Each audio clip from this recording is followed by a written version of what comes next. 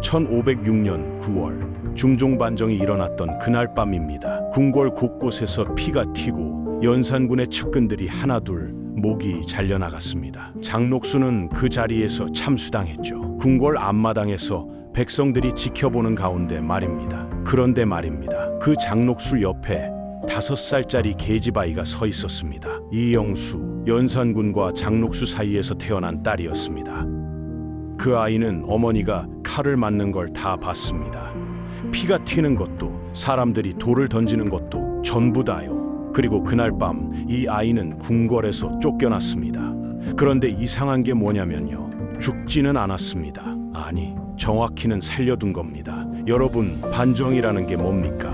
구체제를 완전히 갈아엎는 일입니다. 왕을 폐위시키고 그와 연결된 사람들을 모조리 제거하는 거죠. 실제로 연산군의 후궁들 대부분은 죽었습니다. 그런데 왜 하필 이 아이만 살아남았을까요? 조선은 감정으로 정치를 하는 나라가 아니었습니다.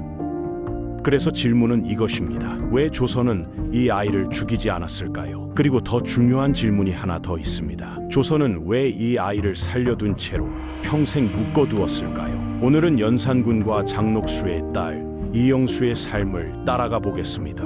그리고 그 과정을 통해 조선이라는 나라가 위협적이지 않은 혈통을 어떻게 다뤘는지 그 속내를 하나씩 들여다보겠습니다. 그 시대 역사를 함께 보면서 사람의 삶을 풀어갑니다. 괜찮으시면 구독과 좋아요로 함께 해주세요.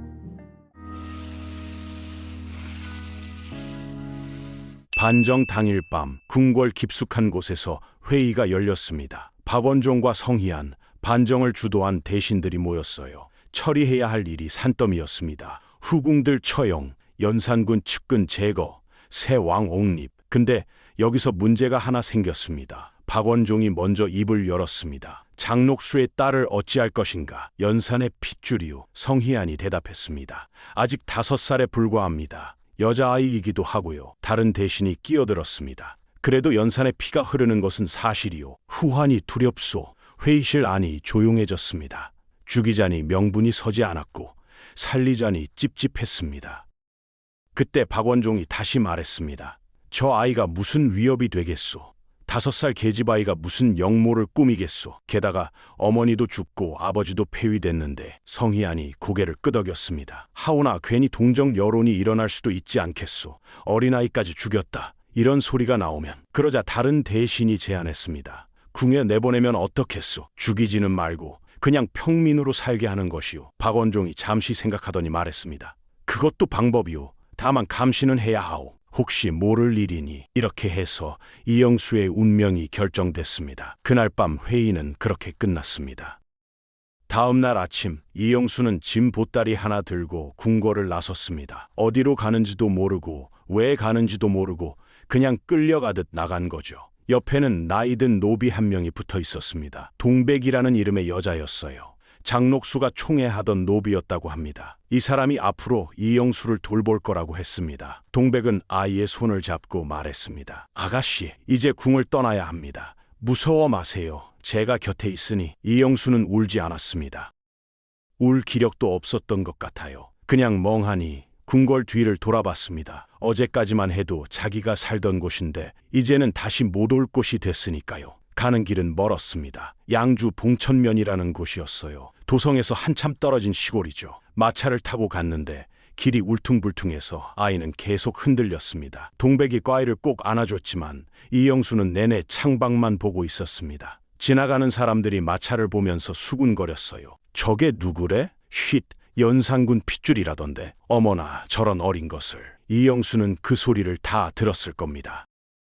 양주에 도착했을 때는 이미 해가 기울고 있었습니다. 동백과 이영수가 내린 곳은 작은 초가집이었어요. 지붕은 낡았고 벽은 금이가 있었고 마당에는 잡초가 우거져 있었습니다. 이게 앞으로 살 집이라고 했습니다. 이영수는 그 집을 보면서 무슨 생각을 했을까요? 하루 전까지만 해도 금으로 수놓은 이불을 덮고 자던 아이가 이제는 거친 삼배 이불을 덮어야 하는 거잖아요. 동백이 아이를 안방으로 데려갔습니다. 방 안에는 아무것도 없었어요. 작은 이불 하나, 낡은 장롱 하나, 그게 전부였습니다. 이영수는 그날 밤 처음으로 울었습니다. 소리내서 운 게 아니라 그냥 눈물이 주르륵 흘러내린 거죠. 동백이 그 눈물을 닦아주면서 말했습니다. 아가씨, 이제부터는 여기가 집입니다. 힘들겠지만 우리 잘 살아봅시다. 이영수는 대답하지 않았습니다. 그저 어머니가 남긴 옥비녀를 꺼내서 손에 쥐고 있었습니다. 그게 유일하게 남은 과거였으니까요. 양주에서의 생활은 궁궐과는 완전히 달랐습니다. 아침에 일어나면 동백이 물을 길어 왔어요. 우물까지 가서 직접 떠온 거죠. 이영수는 처음에는 그냥 앉아서 지켜보기만 했습니다. 뭘 해야 할지 몰랐으니까요. 궁에서는 시녀들이 다 해줬잖아요. 물도 밥도 옷도 전부요. 근데 여기는 아무도 안 해줍니다. 동백이 아침밥을 지을 때 이영수는 부엌 한쪽에 앉아 있었습니다. 동백이 말했습니다. 아가씨, 이리 오셔서 좀 도와주시겠어요? 나물 좀 다듬어 주세요. 이영수는 나물이 뭔지도 잘 몰랐습니다. 그래도 손을 내밀었어요. 동백이 나물을 하나씩 집어주면서 가르쳐 줬습니다. 이렇게 다듬는 거예요. 뿌리 쪽은 떼어내고요. 이영수의 손은 어설펐지만 천천히 따라했습니다. 그렇게 하루하루가 지나갔어요. 아침에 일어나면 물 깃고 나물 다듬고 밥 짓고 빨래하고. 이영수는 처음에는 모든 게 낯설었지만 점점 익숙해져 갔습니다. 근데 마을 사람들의 시선은 따가웠어요. 우물에 물 기르러 가면 사람들이 수군거렸습니다. 저 애가 연산군 딸이래. 장녹수 핏줄이라던데 우리 마을에 저런 애가 와서. 이영수는 그 소리를 들으면서도 아무 말도 하지 않았습니다. 그냥 고개를 숙이고 물을 길어서 집으로 돌아왔죠. 동백이 그런 아이를 보면서 마음이 아팠을 겁니다. 어느 날 저녁 동백이 아이에게 말했습니다. 아가씨, 세상 사람들이 뭐라 하든 신경 쓰지 마세요. 아가씨는 아무 잘못이 없어요. 이영수가 고개를 들었습니다. 그럼 왜 사람들은 저를 싫어해요? 동백이 한숨을 쉬었습니다. 그건 아가씨 부모님 때문이에요. 사람들이 연산군을 무서워했거든요. 그래서 그 핏줄도 무서워하는 거예요. 제 잘못이 아닌데요. 맞아요. 아가씨 잘못이 아니에요. 하지만 세상은 그렇게 움직이지 않아요. 그렇게 몇 달이 지났습니다. 어느 날 낯선 사람들이 집을 찾아왔습니다. 관복을 입은 관리 2명이었어요. 동백이 급히 나가서 맞았습니다. 무슨 일이십니까? 관리가 말했습니다. 중종 전하의 명으로 왔소. 이영수는 어디 있소? 이영수가 방 안에서 나왔습니다. 관리는 아이를 한참 쳐다봤습니다. 그러더니 보자기에 쌓인 문서를 꺼냈어요. 전하께서 내리신 하사품이요. 이 집과 저 밭을 주시기로 하셨소. 동백이 놀라서 물었습니다. 집과 밭을요? 그렇소. 또한 노비 2명도 더 보낼 것이요. 이는 전하의 자비이니 감사히 받도록 하시오. 관리가 그렇게 말하고는 돌아갔습니다. 동백은 얼떨떨한 표정이었고 이영수는 그냥 멍하니 서 있었습니다. 며칠 뒤 정말로 집 한 채가 지어졌습니다. 지금 살던 초가집보다 훨씬 컸어요. 기와도 얹고 방도 3개나 되고 마당도 넓었습니다. 그리고 밭도 딸려왔어요. 꽤 넓은 밭이었습니다. 표면적으로는 형편이 나아진 것처럼 보였습니다. 동백도 기뻐했어요. 아가씨, 이제 좀 나아지겠어요. 근데 이영수는 왠지 불안했습니다. 왜 갑자기 이런 걸 주는 걸까? 그리고 얼마 후 새로 지은 집 주변에 낯선 사람들이 자꾸 서성인다는 걸 알게 됐습니다. 처음에는 그냥 지나가는 사람인 줄 알았어요. 근데 아니었습니다. 맨날 똑같은 사람들이 왔다 갔다 하는 거예요. 어느 날 이영수가 동백에게 물었습니다. 저 사람들은 왜 맨날 우리 집 앞을 지나가요? 동백이 창문으로 내다보더니 한숨을 쉬었습니다. 저 사람들은 궁에서 보낸 사람들이에요. 왜요? 아가씨를 지켜보라고 보낸 거예요. 이영수는 아무 말도 하지 않았습니다. 그냥 창밖을 바라봤어요. 저 멀리 한 사람이 서 있었습니다. 움직이지도 않고 그냥 서 있었어요. 세월이 흘러서 이영수는 10살이 됐습니다. 이제는 물도 혼자 길어오고 밭에서 나물도 캐고 집안일도 제법 했어요. 동백이 가르쳐준 대로 약초도 캐기 시작했습니다. 산에 올라가서 약초를 캐면 동백이 그걸 말려서 마을에 팔았거든요. 그게 생계에 도움이 됐습니다. 어느 날 이영수가 산에 올라갔을 때였어요. 약초를 캐다가 발을 헛디뎠습니다. 그대로 굴러떨어질 뻔했는데 누군가가 팔을 잡아줬어요. 조심하시오. 이영수가 고개를 들어보니 나이 지긋한 스님이었습니다. 흰 수염을 기른 노승이었어요. 감사합니다. 스님이 이영수를 한참 쳐다봤습니다. 아가씨, 이름이 무엇이오? 이영수는 대답하지 않았습니다. 이름을 함부로 밝히면 안 된다는 걸 이미 배웠으니까요. 스님이 미소를 지었습니다. 말하기 싫으면 말하지 않아도 돼요. 다만 아가씨는 무언가 짐을 지고 있는 얼굴이구려. 이영수가 놀라서 물었습니다. 어떻게 아세요? 오래 살다 보면 사람 얼굴에 뭐가 씌어 있는지 보이요. 아가씨 눈에는 슬픔이 있소. 깊은 슬픔이. 그 말에 이영수는 가슴이 뜨끔했습니다. 스님이 이어서 말했습니다. 세상은 가혹하오. 특히 어린아이에게는 더욱 그렇지. 하지만 명심하시오. 슬픔을 짊어진 사람은 강해지오. 아가씨도 그럴 것이오. 그리고는 스님이 어디론가 사라졌습니다. 이영수는 그 자리에 한참 서 있었어요. 스님의 말이 계속 귓가에 맴돌았습니다. 슬픔을 짊어진 사람은 강해진다. 그날 이후로 이영수는 조금 달라졌습니다. 마을 사람들이 수군거려도 전처럼 눈을 피하지 않았어요. 그냥 담담하게 받아들였습니다. 이영수가 15살이 됐을 때 또 관리들이 찾아왔어요. 이번에는 선물을 가지고 왔습니다. 쌀 한 가마니, 옷감 몇 필, 그리고 노비 한 명을 더 보낸다고 했습니다. 동백이 관리에게 물었습니다. 무슨 일로 이런 하사를 내리시는 겁니까? 관리가 대답했습니다. 전하께서 이영수가 잘 지내는지 궁금해하셨소. 그래서 살펴보라 하셨는데 아직 평안히 지내고 있다 하니 기뻐하시며 이것들을 보내셨소. 동백이 고개를 숙였습니다. 전하의 은혜에 감사드립니다. 관리가 떠난 후 동백이 이영수에게 말했습니다. 아가씨, 중종 전하께서 아가씨를 잊지 않고 계세요. 이영수가 물었습니다. 그게 좋은 건가요? 나쁜 건가요? 동백이 대답하지 못했습니다. 그날 밤 이영수는 창밖을 내다봤습니다. 저 멀리 언제나처럼 낯선 사람이 서성이고 있었습니다. 달빛 아래서 그림자가 길게 늘어져 있었어요. 이영수는 중얼거렸습니다. 평생 저렇게 살아야 하는 건가? 그러던 어느 여름날이었습니다. 이영수가 16살 때요. 산에 약초를 캐러 갔다가 비를 만났습니다. 갑자기 먹구름이 몰려오더니 소나기가 쏟아진 거예요. 이영수는 급히 바위 밑으로 몸을 피했습니다. 근데 이미 다른 사람이 있었어요. 젊은 남자였습니다. 20살쯤 돼 보였어요. 아가씨도 비를 피하시나 보오. 이영수가 고개를 끄덕였습니다. 남자가 자기소개를 했습니다. 제 이름은 권한이라 하오. 약재상 일을 돕고 있소. 이영수는 이름을 밝히지 않았습니다. 그냥 순이라고 해요 라고 얼버무렸어요. 두 사람은 비가 그칠 때까지 이야기를 나눴습니다. 권한은 말이 많지 않았지만 눈빛이 따뜻했어요. 이영수는 이상하게 이 사람 앞에서 편안함을 느꼈습니다. 비가 그치고 두 사람은 헤어졌습니다. 근데 그 뒤로 자꾸 마주쳤어요. 산에서도 마을 어귀에서도 우물가에서도요. 우연이었을까요? 아마 권한이 일부러 기다린 것 같습니다. 그렇게 몇 달이 지났어요. 어느 날 권한이 이영수에게 말했습니다. 순이, 사실 나는 알고 있어. 이영수가 놀라서 물었습니다. 뭘요? 당신이 누구인지. 이영수의 얼굴이 굳었습니다. 권한이 급히 말을 이었습니다. 두려워 마시오. 나는 해칠 생각이 없소. 아니 오히려 나도 같은 처지요. 무슨 말씀이세요? 내 아버지는 장록수의 노비였소. 반정 때 죽었소. 내 어머니는 나를 데리고 여기로 도망쳤고 우리도 숨어서 살고 있어. 이영수는 눈물이 났습니다. 처음으로 자기 처지를 이해하는 사람을 만난 거예요. 권한이 손을 내밀었습니다. 우리 서로 의지하며 살면 안 될까요? 이영수가 그 손을 잡았습니다.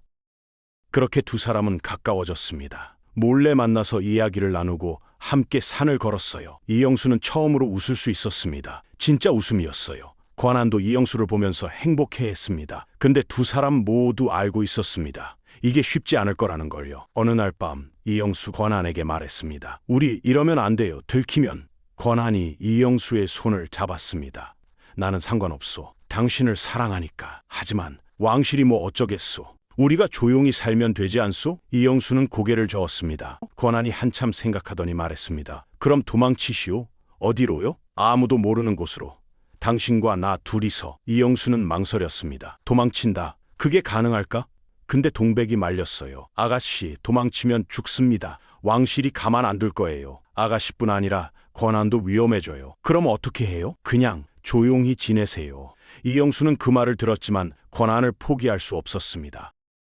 그래서 이영수와 권한은 몰래 만났습니다. 계속 숨어서요. 밤에만 만나고 낮에는 모른 척하고. 그렇게 몇 년이 지났어요. 이영수가 20살이 됐을 때 권한이 말했습니다. 이렇게 계속 숨을 수는 없소. 우리 정식으로 혼인합시다. 왕실이 허락 안 할 텐데요. 허락을 받지 않으면 되지 않소.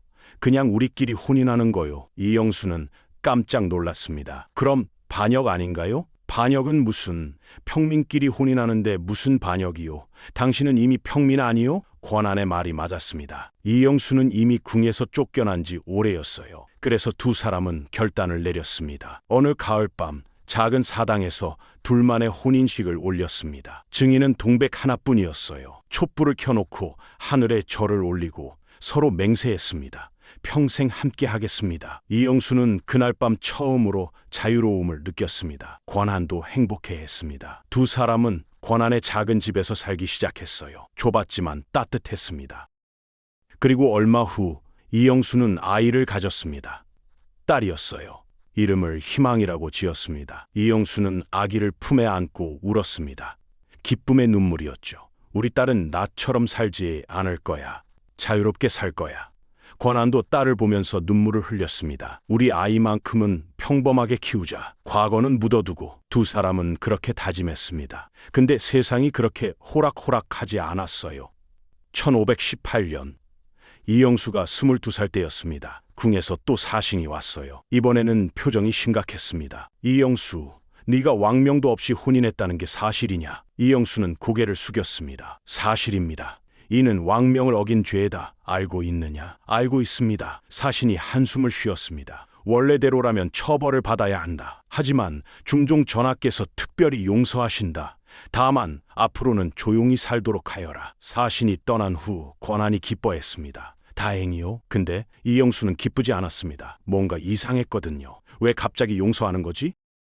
며칠 후 이영수는 깨달았습니다. 중종이 자기를 용서한 게 아니라는 걸요. 그냥 무관심해진 거였습니다. 이영수는 이제 위협이 안 됐으니까요. 평민으로 살고 있고 아이까지 낳았고 정치적 야심 같은 것도 없고 처벌할 가치조차 없어진 순간 감시는 끝났습니다. 집 앞을 지키던 사람들도 이제는 안 보였습니다. 이영수는 진짜로 평민이 된 거였습니다. 그 뒤로 이영수는 정말 평범하게 살았습니다. 권한과 함께 밭을 일구고 딸 희망을 키우고 약초를 팔면서요. 마을 사람들도 이제는 그녀를 그냥 약초 잘 아는 순이네라고 불렀어요. 연산군의 딸이라는 사실은 점점 희미해졌죠. 어쩌면 사람들이 잊어버린 것 같기도 했습니다. 이영수 본인도 과거를 잊으려고 애썼어요. 근데 완전히 잊을 수는 없었습니다. 가끔 어머니 장녹수가 남긴 옥비녀를 꺼내봤거든요. 그걸 보면 모든 게 떠올랐습니다. 궁궐, 어머니, 아버지, 그리고 그날 밤의 피. 근데 그 기억을 딸한테는 말하지 않았습니다. 희망이가 물어봤어요. 어머니, 이 비녀는 뭐예요? 옛날에 어머니가 소중하게 여기던 물건이란다. 누가 준 거예요? 할머니가. 할머니는 어디 계세요? 이영수는 대답하지 못했습니다. 뭐라고 말해야 할지 몰랐으니까요. 그래서 그냥 하늘나라에 계신다라고만 했습니다. 세월이 흘러 권한이 50살에 죽었습니다. 병으로요. 이영수는 남편을 떠나보내면서 또 울었습니다. 이번에는 정말 혼자가 된 거잖아요.